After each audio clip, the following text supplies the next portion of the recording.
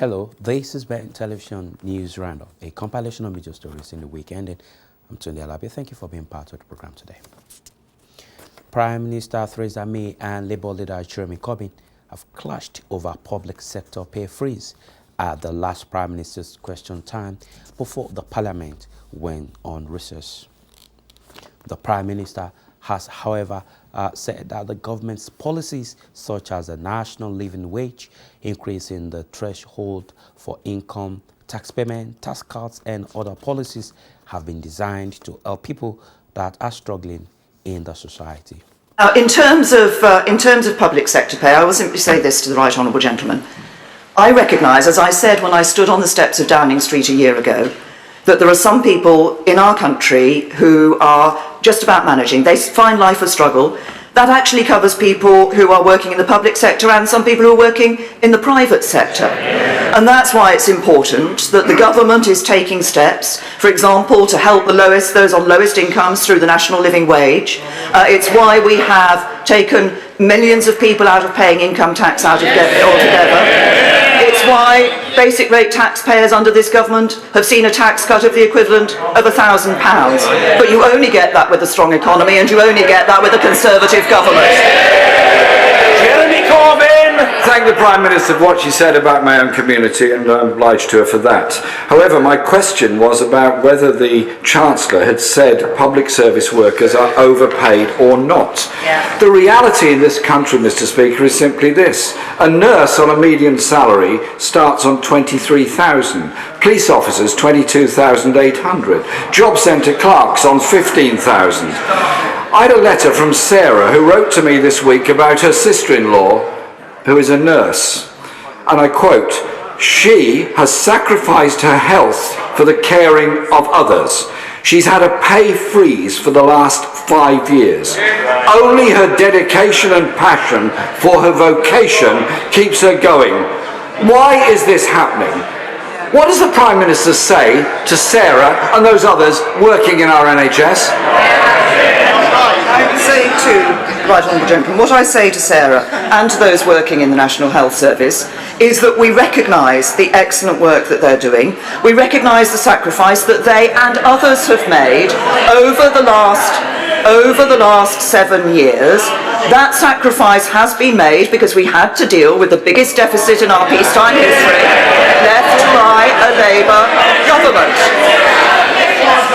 And as we look at public sector pay,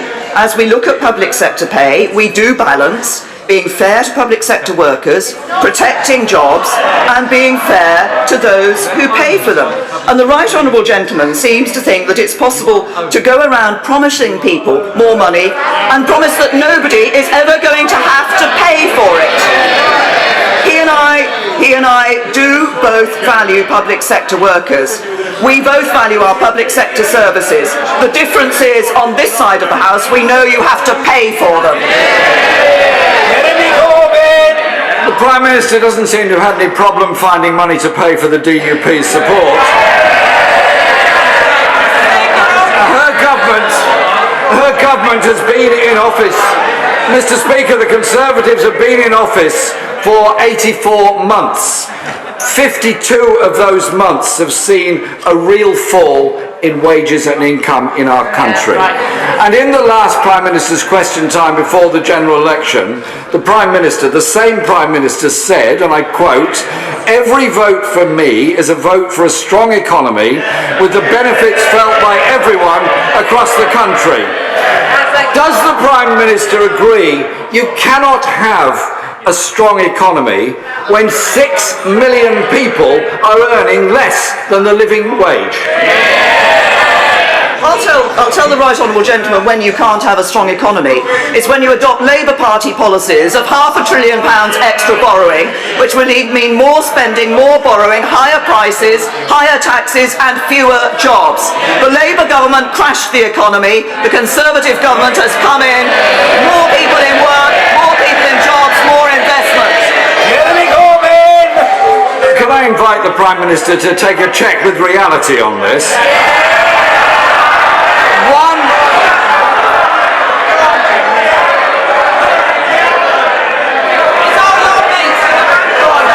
Mr. Speaker, Speaker, 1 in 8 workers in the United Kingdom, that is 3.8 million people in work, are now living in poverty.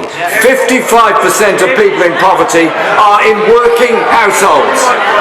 The Prime Minister's lack of touch with reality goes like this. Low pay in Britain is holding people back at a time of rising housing costs, rising food prices and rising transport costs. It threatens people's living standards, and rising consumer debt and falling savings threatens our economic stability. Why doesn't the Prime Minister understand that low pay is a threat to an already weakening economy? What? The best route out of poverty is through work. And what we now see is hundreds... Order. The question has been asked. The Prime Minister's answer must, and however long it takes, it will be heard. The Prime Minister. The best route out of poverty is through work. That's why it's so important that over the last 7 years we have seen 3 million more jobs being created in our economy. It's why we now see so many thousands of people in households with work rather than in workless households. Many more, hundreds of thousands more children being brought up in a household where there is work rather than a failure to have work. That's what's important. But what's important for government as well is to ensure that we do provide support to people. That's why we created the National Living Wage. That was the biggest pay increase for people on lowest incomes ever. When did the Labour Party ever introduce the National Living Wage? Never. That was a Conservative government and a Conservative record. Mr. Speaker, it was Labour that first introduced the minimum wage with opposition from the Conservative Party. Mr. Speaker, wages are lower than they were 10 years ago, and the Prime Minister has been in office for just 1 year, and during that time disposable income has fallen by 2%. The economic consequences of austerity are very clear, and so are the social consequences. Life expectancy stalling for the first time in 100 years. Today, the IFS forecasts that income inequality is going to get worse and that child poverty will rise to 5 million by 2022. Does the Prime Minister... Order! Members are shouting, and shouting excessively. They must calm themselves, take some sort of soothing medicament. Jeremy Corbyn. I'll try and help the Honourable Member, Mr. Speaker. Does the Prime Minister not realise that her talk of a strong economy doesn't remotely match the reality that millions of people face with low wages and poverty at home? The Right Honourable Gentleman is, of course, wrong in some of the facts that he's putting forward. In fact, inequality is down, life expectancy is continuing to rise. But what we know in terms of a strong economy is that what will not deliver a strong economy for this country is Labour's policies of more borrowing, more spending, higher taxes and fewer jobs. And what the Right Honourable Gentleman wants is a country that is living beyond its means. That means making future generations pay for his mistakes. That's Labour's way, and the Conservatives will never do that. Mr. Speaker, what we want is a country where there are not 4 million children living in poverty, where homelessness does not rise every year. And I look along that front bench opposite, Mr. Speaker, and I see a cabinet bickering and backbiting while the economy gets weaker and people are pushed further into debt. Well, you could try talking to each other. Mr. Speaker, the economy is... Order! The Honourable Gentleman for Stratford-upon-Avon is gesticulating in a distinctly eccentric manner, and he must stop doing so. Shakespeare's county deserves better. Jeremy Corbyn. Mr. Speaker, the reality is wages are falling, the economy is slowing, the construction sector in recession, trade deficit widening, and we face crucial Brexit negotiations. Isn't the truth that this divided government is unable to give this country the leadership it so desperately needs now to deal with these issues. I'll tell the right honourable gentleman the reality. The reality is that he is always talking Britain down and we're leading Britain forward. And let's look at the record of the Conservatives in government. 3 million more jobs, 4 million people out of paying income tax altogether, over 30 million people with a cut in their income tax, record levels of people in employment, record numbers of women in work, deficit cut by 3/4, inequality down, record levels of foreign direct investment. That's a record to be proud of, and you only get it with a Conservative government. US President Donald Trump has signed presidential proclamation officially establishing Made in America Week. Mr. Trump, while declaring open Made in America Week, stated that his government will lower taxes and remove all forms of burdens placed on manufacturers and businesses in America. The president stated that his government will put America-made products first and ensure that America is first in foreign policies. We've done over a short period of time, and what we're going to be doing over the next 6 months will be incredible. We've signed more bills, and I'm talking about through the legislature, than any president ever. For a while, Harry Truman had us. And now I think we have everybody, Mike. I better say think, otherwise they'll give me a Pinocchio. And I don't like those. I don't like Pinocchios. In just a few moments, I'll be signing a presidential proclamation to launch Made in America Week and to make today Made in America Day. We are thrilled to be joined today by so many incredible members of my cabinet. Every member of my administration shares the same goal: to provide a level playing field for American workers and for American industry.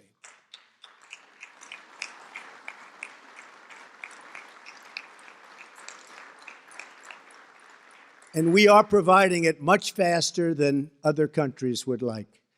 So it's been really a pleasure.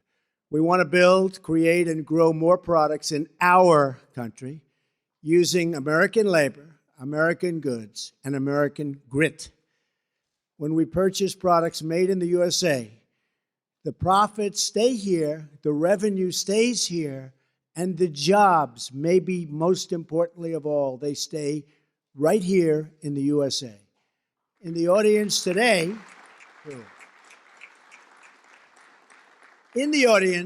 we have skilled workers, we have business leaders whose American-made goods we're proudly displaying all over the White House and outside. I saw fire engines, I saw tractors from Caterpillar, I saw some incredible machinery. Make it right here.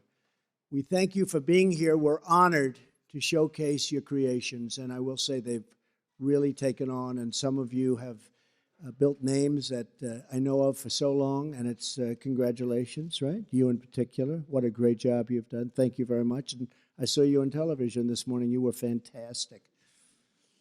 I don't know what you're doing exactly, but you could always have a second career. You did a great job. Thank you very much. American workers, farmers, and innovators are really the best in the world. We know that, and what we're doing that is we're displaying those talents. You construct and harvest the products that fill our homes, feed our families, and defend our nation, and enrich our lives. I want to make a pledge to each and every one of you. No longer are we going to allow other countries to break the rules, steal our jobs, and drain our wealth. And it has been drained. It has been drained.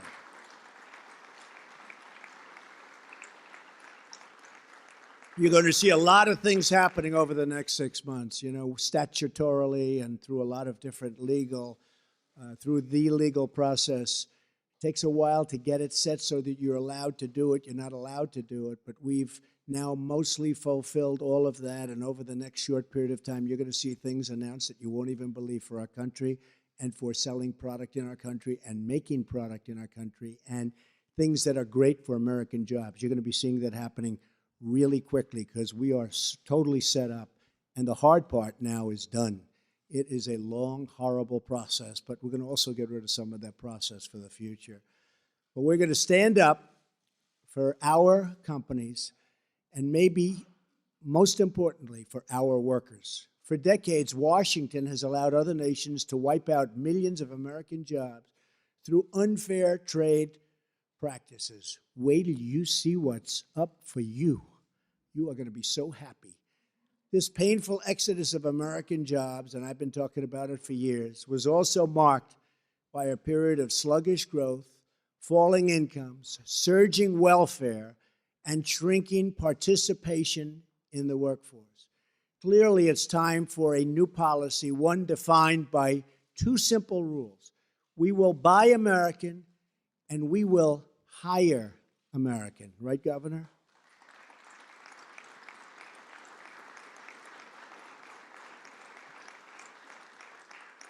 My administration is removing the burdens and regulations on your companies so that you can compete, thrive, and grow. How many of you have noticed this so far? Because it's a big, big difference, right? That's a big, big difference. The people are coming up to me, they can't even believe it. We took the farmers' land away. We took the home builders' land away. They have their land back now, and they're building homes, and they're farming their farms, and it's a beautiful thing to see, and they're so thankful. So a lot of those regulations have been taken off. The rest are coming off. And by the way, we will have better protection than we've ever had.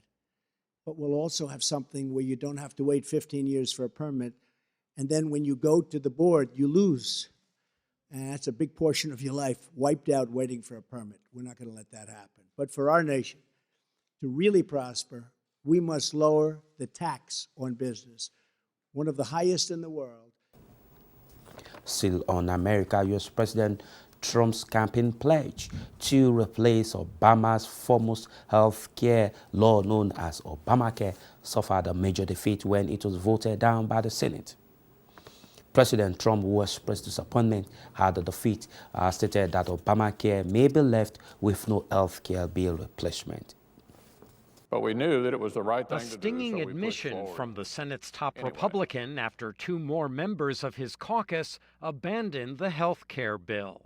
I regret that the effort to repeal and immediately replace the failures of Obamacare will not be successful. I'm certainly disappointed. For 7 years I've been hearing repeal and replace from Congress, and I've been hearing it loud and strong, and then when we finally get a chance to repeal and replace, they don't take advantage of it. I think train wreck is a fair way to characterize it. Republican leaders floated a new idea, scrapping Obamacare with no replacement plan at all. Several Republican senators quickly rejected the idea, as did a unified Democratic caucus. I don't believe that a majority of senators are willing to support a reckless leap in the dark. Republicans had crafted the bill on their own behind closed doors. That must end, according to Democrats, who urge cooperation to address Obamacare's shortcomings. The door to bipartisanship is open right now. Republican leadership only needs to walk through it. Trump has promised Republican wins on other priorities like tax reform. Such accomplishments will get harder, analysts say, with Republicans bruised and the president's clout in question after the health care defeat. It's also shown us some of the limits of legislating with an inexperienced president in the White House and an unpopular president in the White House. If Republicans couldn't pass a bill that they've been promising to pass for 7 years, and they couldn't do it when they only needed 51 votes in the Senate, that will raise some questions about whether they'll be able to follow through on other legislative priorities. Democrats have divisions of their own on health care between those who want to strengthen the private insurance market Obamacare fosters and those demanding universal coverage in which the government pays all costs. Lagos State in the southwest Nigeria has been described as a business hub for tomato produce. In this special report, the business of tomato produce is reviewed from the farm in northern Nigeria to the market in Lagos, southern Nigeria. The report noted how Nigeria loses money from tons of tomato produce that are wasted due to poor infrastructure. Nigeria, home to 184 million Africans. That's about half of West Africa's population. The West African giant is also Africa's second largest economy. Its wealth is mostly built from oil. But that was not always the case. In the 1960s, Nigeria was busy in its struggle for independence. Agriculture was its main industry. In the first decade after independence, export crops were the country's main foreign exchange earner. Nigeria enjoyed leaderboard status in the production and export of groundnut, cocoa, and rice. 65% of tomatoes grown in West Africa came from this country. Over the years, however, things have changed. Oil has taken over and agriculture continues to falter. Today, Africa's most populous country struggles to feed its people. Nigeria is the largest importer of tomato paste in Africa. The federal government spends about $1 billion on the importation of tomato paste for local consumption, while over 40% of tomatoes are wasted in the country. This is Mile 12 International Market at the heart of Lagos, Nigeria's commercial center. It was established 42 years ago. At a glance, the market looks like a sea of red. This is the biggest vegetable market in West Africa. In full season, the market serves Benin, Ghana, Ivory Coast, and Burkina Faso, among other neighbors. Mile 12 offers direct employment to over 2,500 people and many more indirectly. 60 trucks full of tomatoes get offloaded here every day. 1,500 tons of the fruit trade hands, while around 100 tons goes to waste. But the loss doesn't just occur here. It goes way back to the farmer. Northeast of Lagos is Kano State, Nigeria's second largest commercial center and the hub of tomato production in the country. It is one of the 12 tomato cultivating states north of the country. Agriculture is the main economic activity here. Like other northern states, Kano is a relatively dry region. However, the state is extensively irrigated thanks to the visionary leadership of Kano's former governor, the late Audu Bako.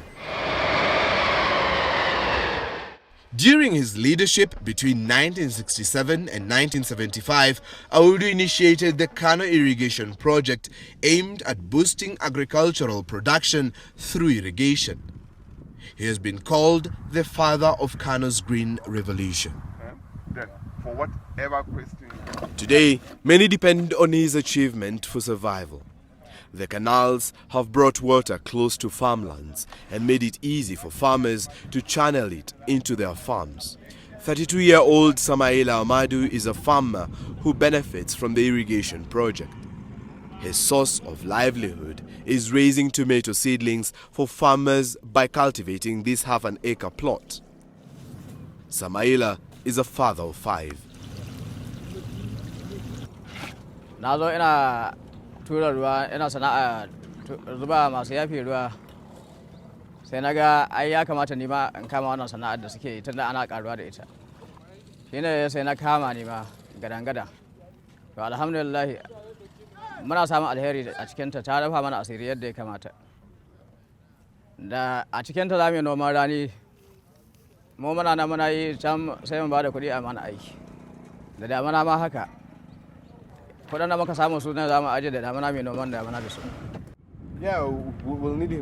He has divided this land into small plots where he plants seedlings for sale. Rain here is scarce. Thankfully, his land is near an irrigation canal. Using his wheelbarrow, Samaila makes several rounds to the canal and back, watering his seedlings. His farm has taken 2 cans of seedlings costing a total of 7,000 naira or $17. 3 weeks after planting, Samaila's work will pay off. He hopes to make $56. With that report, we conclude the news roundup for this week. Thank you for being part of the program. I'm Tunde Alabi. Enjoy the rest of your week. Bye.